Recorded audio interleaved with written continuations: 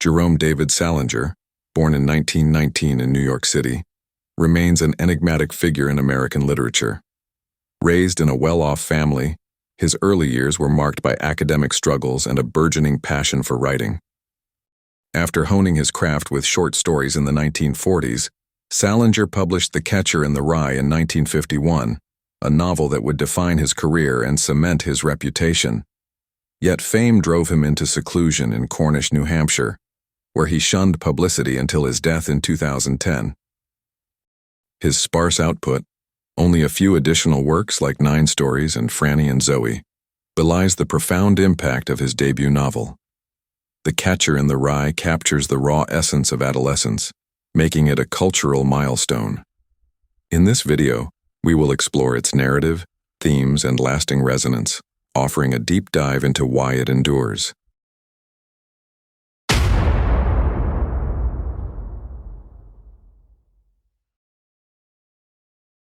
The Catcher in the Rye unfolds over 3 days in the life of Holden Caulfield, a 16-year-old expelled from Pensy Prep.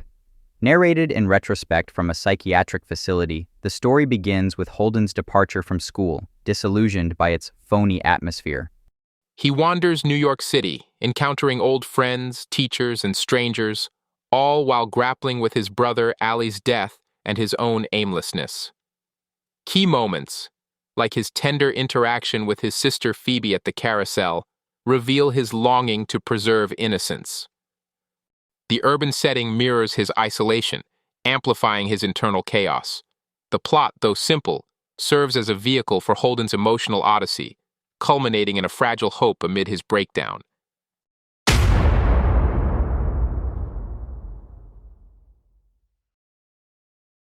Holden Caulfield, the reluctant hero. Holden is a paradox, cynical yet sensitive, rebellious yet yearning for connection. His voice brimming with slang and repetition reflects his turmoil. Supporting characters: Phoebe, Allie, and the phonies. Phoebe, his precocious sister, embodies the innocence he cherishes, while Allie's memory haunts him. Adults like Mr. Antolini and peers like Stradlater expose the phoniness he despises. Salinger's use of characterization. Salinger crafts characters as mirrors to Holden's psyche, their flaws and virtues shaping his worldview. This interplay drives the novel's emotional depth.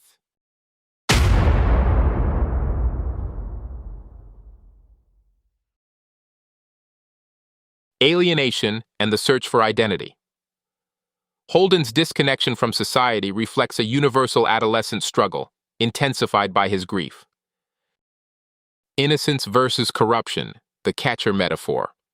His dream of being the catcher in the rye, saving children from falling into adulthood's corruption, underscores his idealism.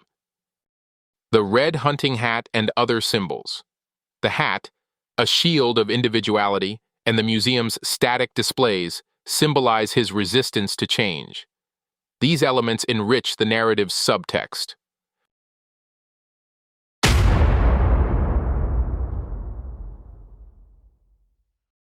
First-person narration in Holden's vernacular. Holden's colloquial, digressive style, phony, goddamn, feels authentic, pulling readers into his mind. Realism and emotional authenticity. Salinger's unpolished prose mirrors Holden's raw emotions, blending humor with pathos. Influence on modern literature. This voice inspired writers like John Green, proving its timeless appeal.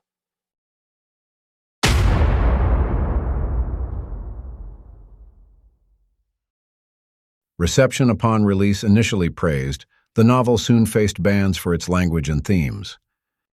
Censorship and criticism. Critics called it subversive. Schools and libraries debated its morality. Legacy in literature and pop culture. From inspiring films to haunting real-life events, e.g., Mark David Chapman, its influence is undeniable.